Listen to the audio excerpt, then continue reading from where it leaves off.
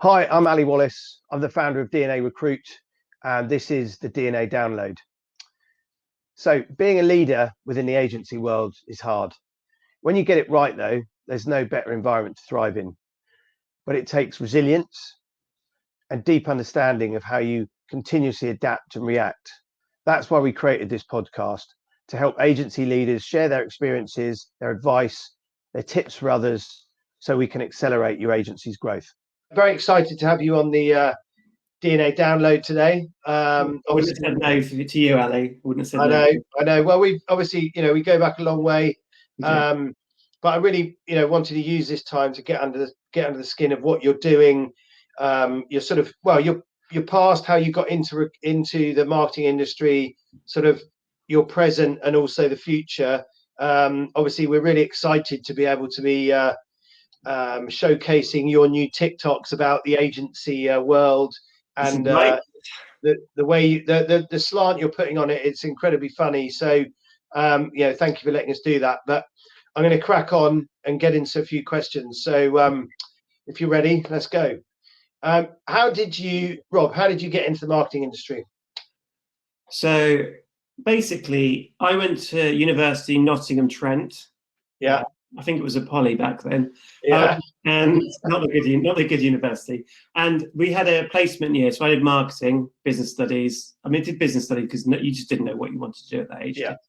And I had a placement year. And everyone else went to Boots, because that's where you went in Nottingham. And there were some agencies. There was an agency called Team LGM based in London. And they were like, you can go and work there. And I was like, I'd love to go to London. I'd read a book about advertising. I thought, let's do this. And it wasn't advertising. It's more kind of below the line sales. Direct mail agency, I think it was, wasn't it? It was very much, but it was just exciting. It's being in London. I did that for a year and then went back to uni, came back, and then thought I needed to be back in London. I wanted to come to London, and I got a sales job for a professional engineering magazine. They made me cut my mullet off. Yeah. What was that called? My mullet? No, Professional Engineering magazine. Yeah. Then what was that magazine called? That's what the magazine was called. Oh, really? Yeah, it's an industry magazine. It wasn't. It wasn't NME.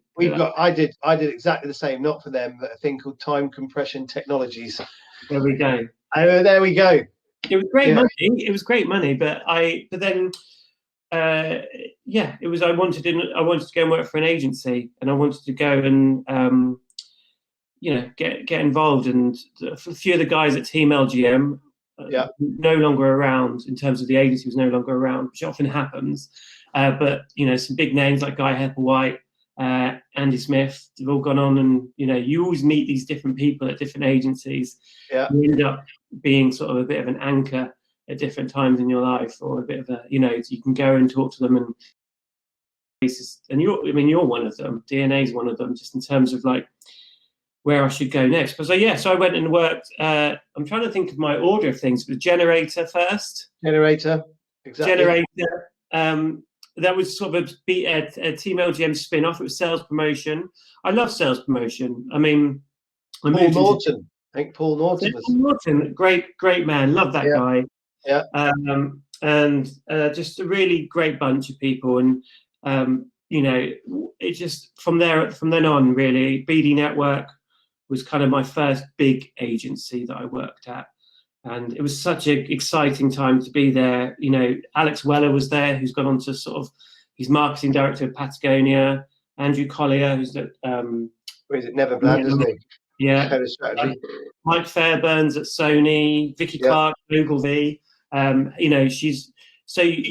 don't necessarily know at the time, but the people you meet, you kind of go on to do great things, and you bump into them. But I loved it. It was a great, I was an account exec, junior account exec, working on Orange, working on Carling when they did all these music. We did these great festival stuff and homecoming gigs, and it's just fun. And I was young. And you're working with the Scottish Mafia. Loved them. Alan McLaughlin, Cal Lang. Oh, yes, love them all. Caroline Lang, Stephen Templeton, Stevie T.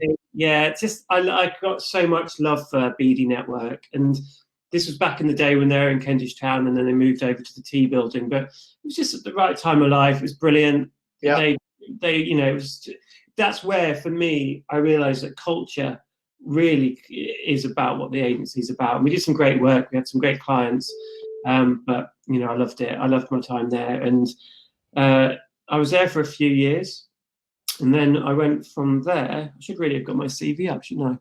That's right. I think I know. You went from there to Exposure. That's it, Exposure. And I was at Exposure for 6 years. Very cool agency. Round Tim. Tim Bourne's still sort of a key figure in my life, sort of a bit of a mentor.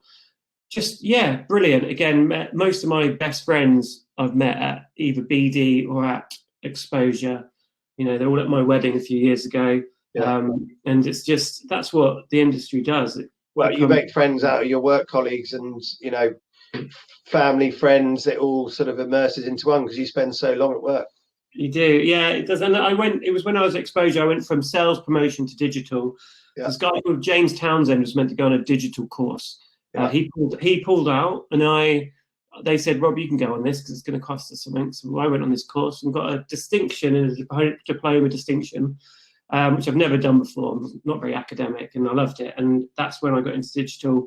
I'm going to put a number on it, like 12, 15 years ago. I don't know. When I was at Exposure, yeah. So, and then I've been sort of knocking around. I mean, the good thing about working in sales promotion, early doors, having that marketing background meant that I'm all about the numbers. I'm all about I think it just, that grounding, if that's a word. Makes you entrepreneurial, doesn't it? It does. And you kind of, you know, you kind of understand what it is to meet the KPIs, the sales figures and all that sort of stuff. And it bodes well kind of when I've now moved into social and digital, but yeah. I've never lost that. I can still write T's and C's like the best of them. Yeah. Well, it's a good skill to have. It's a good skill. You know, on the IMP. So obviously then you went into digital. So you went in-house, didn't you? For, you know, I think we put you into both of those, Tom Dixon and Pentland brands. That's right. Working on the cost. Yeah, it was. That's great. I think I soon realised that, you know, when you're a client, it's such a good experience to go from agency to client side because you really get to appreciate what it's like being the other side of the table. You've got different stresses. You know, I learned quite quickly that if you're working agency side, you're like 10%, maybe 5% of the client's day. Yeah. So, you know, you kind of realise what the priorities are. And the key to account handling is making the client look good and making their job easy. Yeah, that's what I've learned. That's kind of the key takeaway from my time client side. No, I loved being a client, and I've just recently been a client again, working for Apathem CBD. But it was great. Again, great placements, Ali. Well, it's been great working with you, and you know it's lovely to be able to work with someone throughout their career and you know, have a big impact in terms of helping them. You know, like you say, you get to know people, and it's a good part of our job. And you know, for you, hopefully having a partner that knows you well is a good thing, right? Well, it is. I remember you telling me. I remember even, you know, with Exposure, I remember having our conversations about that, and you're like, Rob, trust me, this is the coolest agency. You've got to go and work for them. You know, they've got the most amazing brands, the coolest people. You'll love Tim and Raoul, because you're not sure. You know, you never know really. There's a bit of a leap of faith I have to take, and I think that's why I keep coming back to work with you, because it's like, you know, I know you know me and you know my personality. My personality doesn't always work in certain businesses.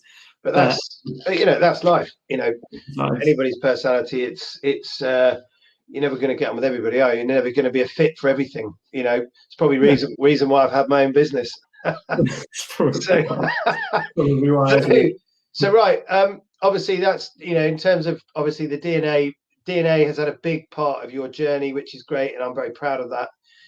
So we've commissioned you to do a series of amusing and entertaining sketches, reminding us of the day-to-day of agency life. You know, because there is so much, there's so much fun to be had in the agency world. So, you know, how on earth did you get from, you know, BD, Exposure, Tom Dixon, etc., to then becoming a stand-up comedian? So I was at Exposure when Simon Massey, who now runs Netherland, he founded Netherland, the agency. Yeah. He has a yearly festival called Leaning Stock. Oh yeah. And he was just doing the lineup, and I said, I'll come and do some stand-up. Don't know why I said that. Never had an inkling of. I just wanted to do it. I remember the feedback I always get in reviews. Okay, and this isn't a good sales pitch for me hiring me, but it's great. Rob, people love you, Rob. People think you're hilarious. You're very popular. You make people laugh. And there's always a but. No, it's not. This was a long time ago. Be more professional. No, and but it made me think. Do you know what? I do make people laugh, and I can. You know, that's something you've got to recognise your qualities. Yeah. And I went and did 20 minutes at Leaning Stock, which, by the way, I lasted 4 minutes. It was horrific. There's footage, there's videos. I've never seen it, but it makes me. I feel sick just thinking about it. It was terrible. I didn't do stand up again for 10 years, but when I was 36, 36, so about 5 years ago, I started. I went and started doing stand up. I just thought, you know what, it's never too late.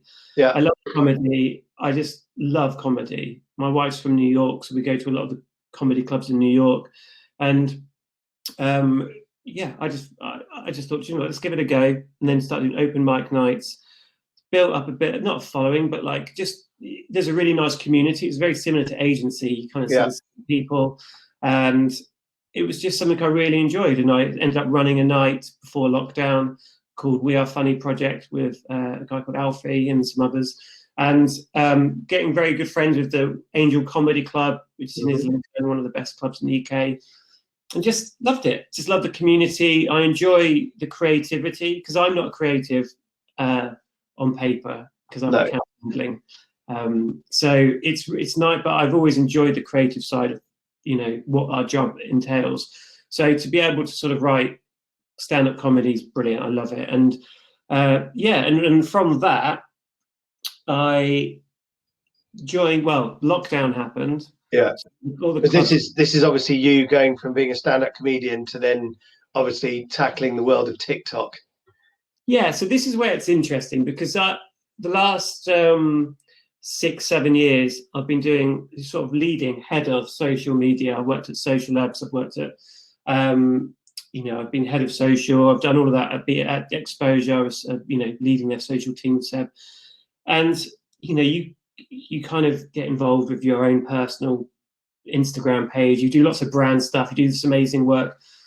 But you kind of, there's things like, with TikTok and some of the other ones, you're not really hands-on. You can pitch it out. You can run some campaigns, but you're not doing it. Not doing it. And I thought, you know what? During lockdown, it got to October, November last year, where I thought, you know what? I'm gonna join TikTok and I'm gonna write sketches. And I'm going to do some stand-up comedy, do some sketches, and just see what happens. And because it's with TikTok, I'm presenting ideas to clients all the time about TikTok, but I didn't have the experience to be able to talk confidently about it. And I think that's what's been brilliant. My two worlds have collided. So I've taken stand-up comedy, writing comedy sketches, and my experience of running campaigns and, just social media management, community management, all of that sort of stuff comes together in TikTok. And TikTok is, without doubt, the most exciting social media platform out there right now. It's amazing. It allows you to be really creative. It gives you all the tools. It's very much Gen Z, but there are, older people slowly getting onto it. So for brands, it's an exciting space to be. And I started making these sketches, and then since November when I joined, I've now got about just under 45,000 followers. Yeah, which is great. It's really good and growing all the time.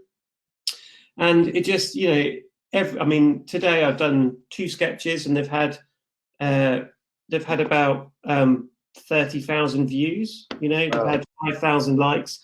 What else could I do? Where I woke up this morning, thought of 2 little mini sketches that last a minute long, filmed them in the lounge with a green screen. I mean, I've got a green screen and a ring light, and you know, they've been seen by 30,000 people and liked by 5,000 people. It's like, it's brilliant. I love it.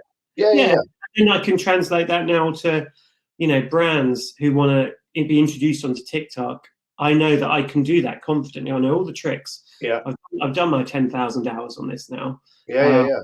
So it's brilliant. And that's why, you know, I bit your hand off to create some content for you around office life and agency life, because people are nostalgic for that right now. Yeah, they really are. You know, the days of being in offices, the days of, you know, the sort of the fun, the it's the memories you create. It's the sort of tomfoolery that happens. It's the that's why I got into agency. It was very much, it's about, you know, it's the people, it's the office, it's the culture, it's all that stuff, all the stuff that's kind of in part that's changed over the last year.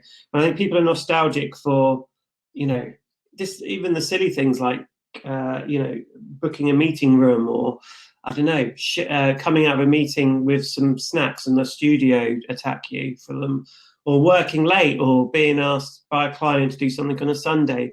All these things that are very relatable.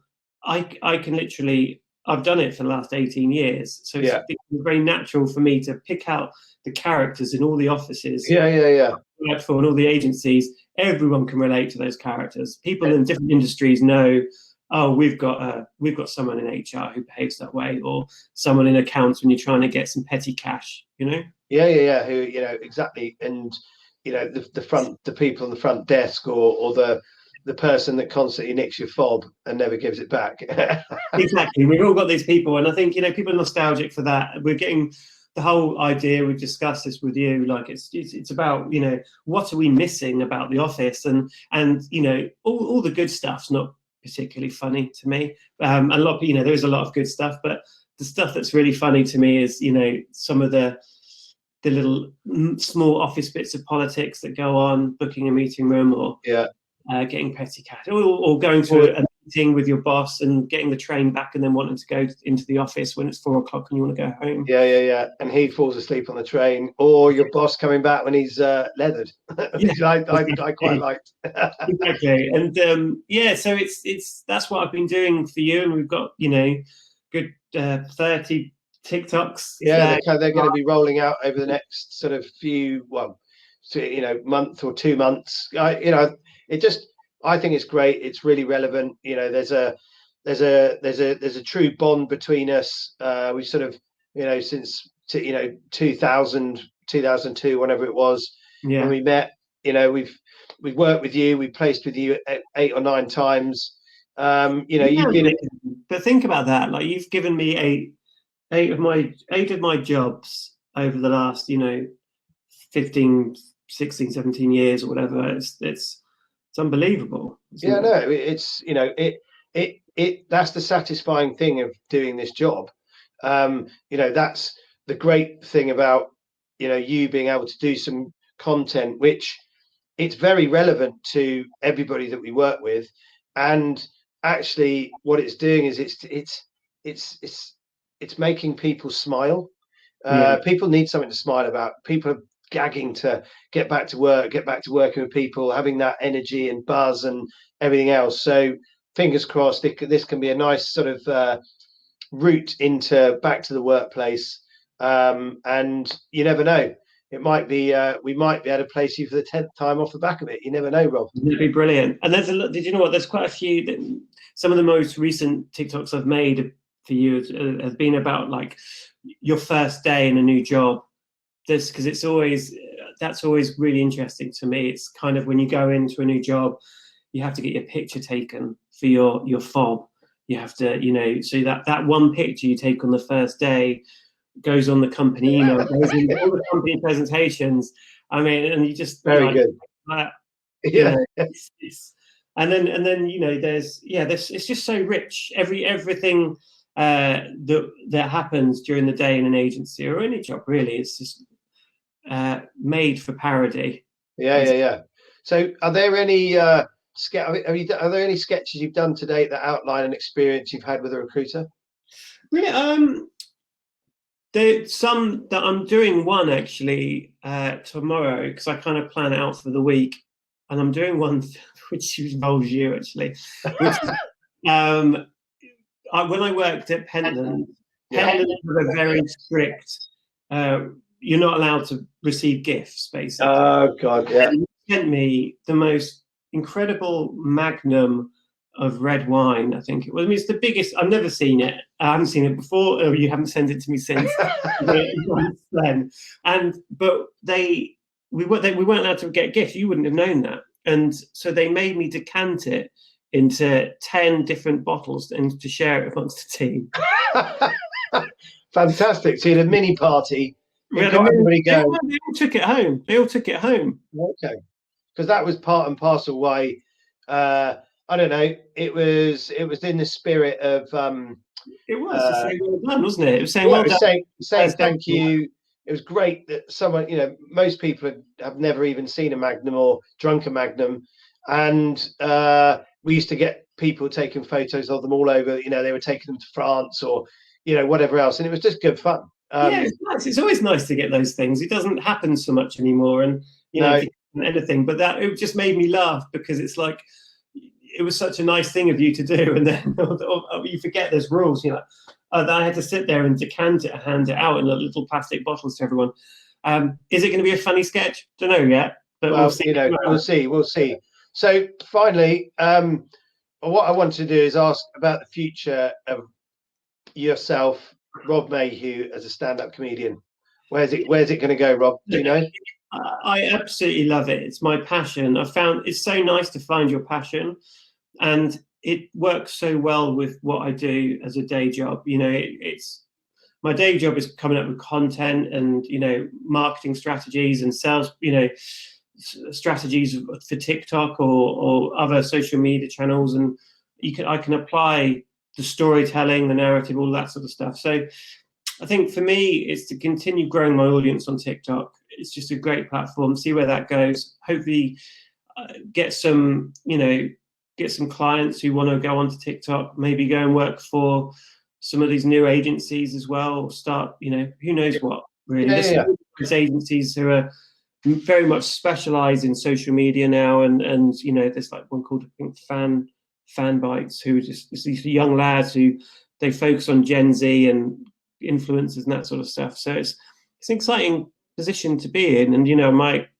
being a stand-up comedian, if I can get paid for doing that, isn't that brilliant? If I can't, it keeps me happy. Well, listen, it's been great to catch up. Thank you for your time, and we look forward to seeing the responses to your awesome content. Fingers crossed for the future. Brilliant. Well, look, thank you very much, and happy birthday as well. Yeah, thank you. Cheers.